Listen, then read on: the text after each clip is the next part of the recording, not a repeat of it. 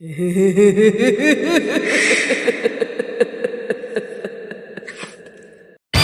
हाल दोस्तों। भूल तो नहीं गए मुझे। उम्मीद करता हूँ आप सब खैरियत से होंगे। मगर आज की कहानी आपको नहीं भूलेगी। तो चलिए कश्मीर चलते हैं।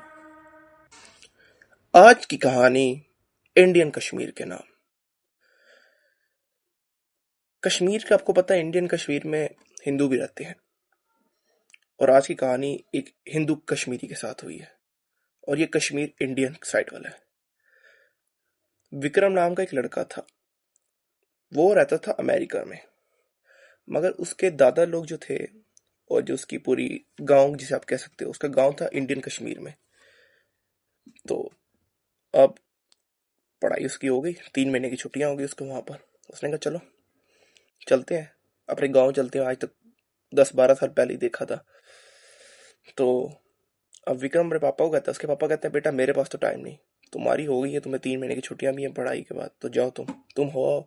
मैं तुम्हारी टिकट करा देता हूँ, वहां जाके तुम अपने दादा से मिलना, और फिर वो तुम्हें सब कुछ घुमाते रहेंगे, दिखाते रहेंगे। तो अब जो विक्रम था, उसने अपनी टिकट बुक की। वो उतरा, लद्दाख के करीब किसी एयरपोर्ट पर उतरा। अब उसका गांव जो था वो इंडियन कश्मीर के अंदर था, तो लद्दाख और कश्मीर में बड़ा फर्क है। अब वो लद्दाख में उतरा, उसने कश्मीर जाना था, तो उसने टैक्सी ली। टैक्सी लेके वो निकल गया। अब वो जो अपने कश्मीर में पहुंचा इंडियन साइड के, तो वहां उसने किसी से रास्ता पूछा कि मुझे उमा हवेली जाना है। डर गया वो। उसके चेहरे के एक्सप्रेशन ऐसे हो गए, कांपने लग गया वो। ये अगर बात उसने किसी और ही से पूछी होती तो गलत रास्ता बताता। मगर वो था कश्मीरी, और ऊपर से था भी मुसलमान। और हिंदू और मुसलमान यूनिटी, इत्तेहाद ऊपर। उसने कहा सर, उमा वैली बता तो दूंगा आपको मैं, मगर वहां जरा ध्यान से जाइएगा। अब वो निकल गया।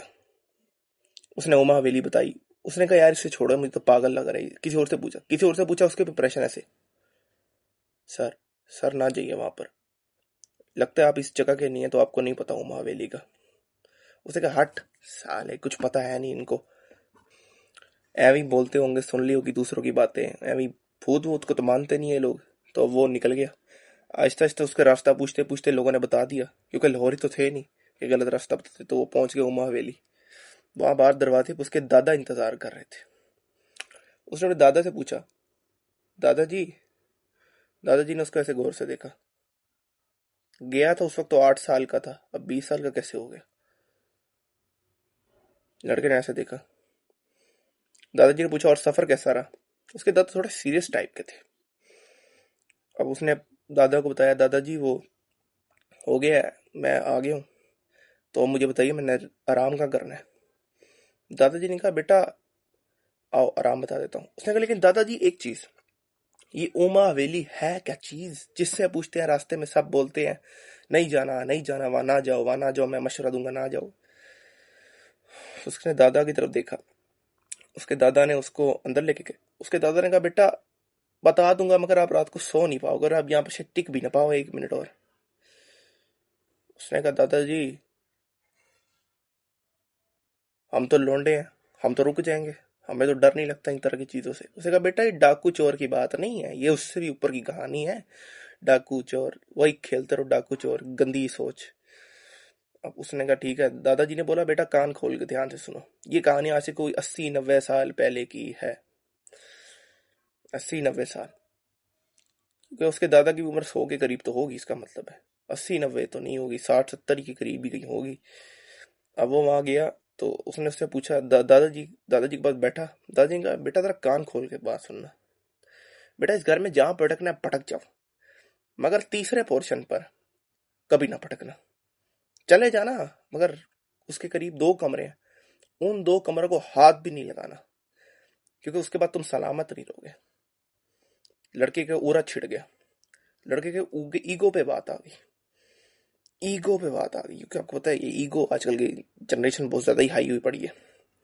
उसके दादाजी ने कहा बेटा ये उस वक्त की बात है, मैं बहुत छोटा हुआ करता था, और मेरी एक बड़ी बहन हुआ करती थी।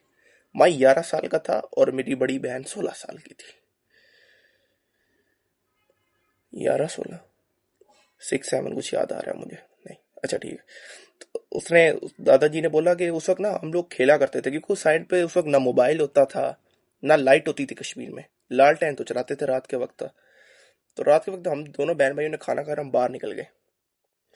बाहर गार्डन होता था उस वक्त, अब तो गार्डन ही, अब सड़क आ गई है वहां पे। तो हम वहां खेलने लग गए। मैं थक गया। 20-25 मिनट बाद मैं कह रहा था बहन मैं सोने जा रहा हूँ, आप आ जाना अंदर। अंदर चला गया। उसकी बहन जो थी वो बाहर ही खेल रही थी। वो बाहर अंदर खिड़की से देख रहा था कि जो बहन है ना वो रुक गई अचानक। ऐसे सर नीचे बैठ के, जो होती है ना पी, जिसपे हम जैसे झूला देते हैं, उसमें ऐसे सर नीचे झुका के बैठी हुई है। उसे कहा होगी 16 साल की, 16 साल की तो थी। उसे कहा मुझे डरा रही होगी, छोटा भाई हूं, ताकि मैं हो जाऊं, डर जाऊं। उसने ऐसे देखता रहा, जब तक वो खड़ा रहा वो ऐसे नीचे देख रही थी। उसने कहा चलो यार मैं सो जाता हूँ जाके। वो जाके सो गया।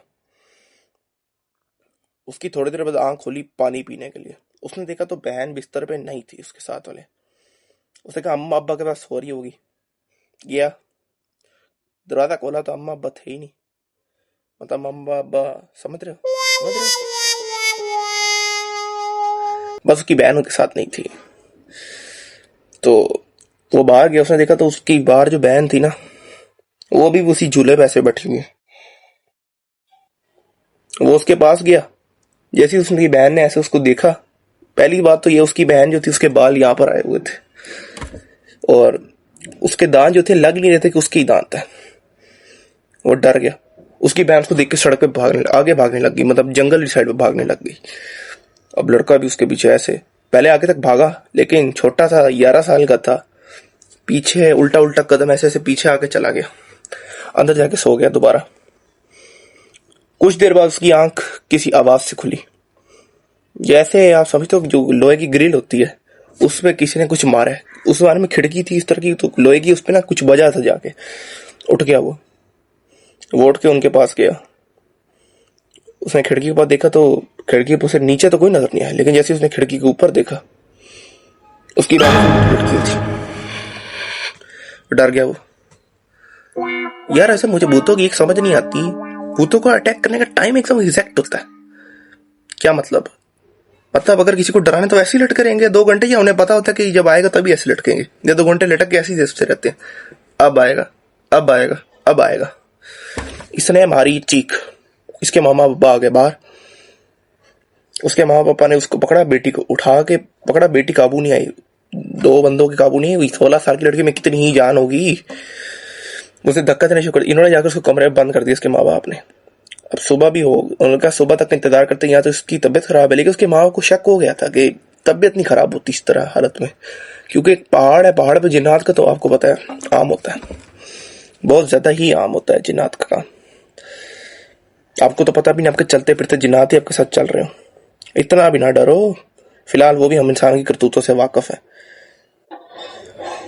सुबह जैसे ही उन्होंने सुबह दरवाजा खोला कमरे का, तो आपको पता है ज्वाइंट फैमिली रहती थी, वो ज्वाइंट फैमिली थी सारी एक। तो ज्वाइंट फैमिली में आपको पता है अगर कुछ भी मसला हो तो सारे चाचे के बेटे वगैरह आ जाते हैं। तो जो उसके लड़की के कजन थे ना, वो अंदर गए।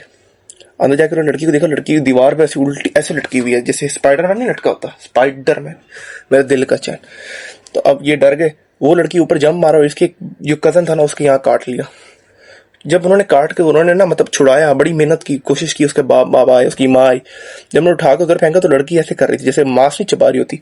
लड़की का पूरा मांस यहाँ से छीड़ लिया था। अब एक 16 साल की बच्ची में कितनी ही जान होगी। हमसे यहाँ पर गोश्त काटने के लिए टोके का इस्तेमाल होता, उसने दांतों से काट लिया।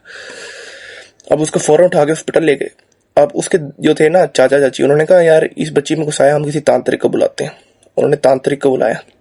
तांत्रिक आपको पता है हिंदू धर्म है, तो तांत्रिक वगैरह पे जिन्नात भगाने के लिए बड़ा यकीन करते हैं। बड़ी खुशी की तांत्रिकों ने को 1 दिन लगा दिया, 2 दिन लगा दिया, रोज इतनी सामग्री वगैरह जो सामान था डाल के कोशिश कर ली। उन्होंने कहा कि इस लड़की पे जो है ना, जो है रूह वो एक नहीं है, वो बहुत ज्यादा है। और ये इस वक्त से नहीं है, बहुत पुरानी है। शायद जब ये छोटी थी उस वक्त आप कहीं गए होगे और इसको कहीं रखा होगा, तो उस वक्त वो उस पर लटू हो गई थी। लेकिन अब वो अपना असर अब दिखा रही है, क्योंकि अब वो 16 साल की हो गई है। तो उन्होंने कहा ना ना, उसके बाप ने कहा हम ये बकवास करता है, हटाओ। उन्होंने तांत्रिक को पैसे वैसे दिए और कहा जाओ आप यहाँ से, हमें नहीं। उन्होंने, अब लड़की ये थी कि जब तांत्रिक ने कर दिया ना, तो लड़की उसके 3 दिन बाद उठी, मतलब सोती रही 3 दिन तक। और कहती है मुझे भूख लगी है, मुझे भूख लगी है, मुझे कुछ खाने को दो ना, खाने को दो ना। उसकी माँ बाप ने कहा अच्छा 3 दिन तक सोइए तो खिला देते हैं। उसके माँ बाप ने उसे 1 प्लेट चावल दी, 2 प्लेट चावल दी, 3 प्लेट चावल दी, 4 प्लेट चावल दी, 10 प्लेट चावल वो खा गई। और कहती है अभी और दो ना। सबका खाना वो अकेले खा गई औरत, सबका। उन्होंने कहा यार ये 16 साल की कितना ही खा लेगी, 2 प्लेट खा लेगी, 10 प्लेट खा चुकी है और खाना खत्म हो चुका है और अभी और मांग रही है। तो उन्होंने देखा तो लड़की को उन्होंने और कुछ खिलाया, कहीं पड़ोस से मांग खिलाया। लड़की फिर जाके सो गई। अब फिर 3 दिन बाद उठी, फिर कहती खाना तो खाना। तो इन्होंने इजाफा दिया, उन्होंने सारी उसको मछली दी, सारी 10-12 मछलियां खा गई अकेले। अब इसके माँ बाप हैरान परेशान होने का, यार इसमें कोई ना कोई तो साया है, हम क्या करें, कैसे निकालें। उन्होंने बड़े बाबू से उसका इलाज कराया, बहुत लोगों से उस लड़की का इलाज कराया, मगर फायदा नहीं हुआ। ये करते करते 5 साल गुजर गए, 5 साल। जो लड़की 16 की थी वो 21 की हो गई। अभी भी हाल हो, 3-4 दिन बाद उठती थी और इतना खाती थी कि पूरे घर वालों का महीने का राशन खा जाती थी। अब जब उसके माँ बाप ना एक दफा बाहर मार्केट में गए, तो आपको पता है कश्मीर में लोग बस्तियों में रहते हैं आज भी, तो उनका आपस में कनेक्शन होता है। उस जमाने तो वैसे भी बस्तियां ही होंगी, शहर तो थे नहीं इतने। तो उनके माँ बाप ने को उनके पड़ोसियों ने कहा कि हमने आपकी बेटी को ना रात को गलियों में कुत्ते और बिल्लियां खाते हुए देखा है। इनको यकीन नहीं आया। उन्होंने कहा ऐसे ही आप बोल रहे हैं, 5 साल हो गए, हमें पता है उसके ऊपर कोई डिप्रेशन वगैरह होगा, हम नहीं मानते भूत वगैरह को। उन्होंने कहा आप इलाज ना करिए, लेकिन आप ध्यान रखिए, उसकी सेहत पर बहुत असर पड़ सके। और लड़की का वेट जो है ना बहुत कम होने शुरू हो गया था, बहुत कम। मतलब आप समझो 20-25 किलो की बस रह गई थी, जो 50-60 किलो की लड़की थी।